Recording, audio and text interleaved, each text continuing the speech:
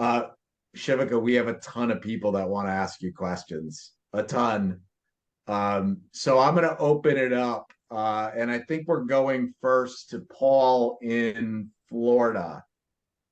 Paul, you are up with Shivika. Oh, first, I just want to say, Scott, so great to see you again.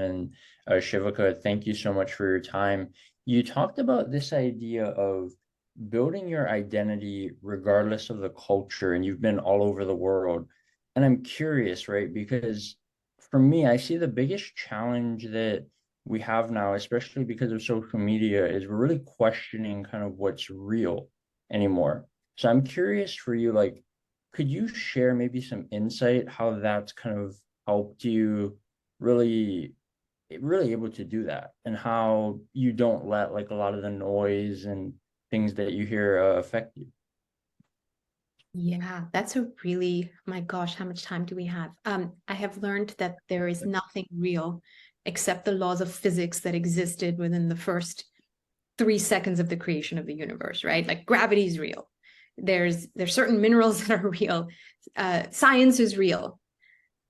Everything else is a social construct, and everything else is story. So in Sapiens, Yuval Harari has a great concept that humans are the greatest storytellers. We've literally told our stories in a way that have created corporations and banks and trade systems. And these were all communicated stories that from our imagination, that human beings, everything you look at around you was created by the imagination of some human at some point, right? And so we are the ultimate story takers. So that used to scare me as a kid. It certainly doesn't anymore because you choose your story. You choose the story about who you are and what you believe in. And yes, and social media is just basically an amplification of that. We have more stories to choose from. But ultimately, the story that you tell yourself about who you are, what you stand for, what you're capable of is the only truth that you really have. The other thing I would say is when we look at like, I think socially we have this concept of on a morality scale, perfection versus not.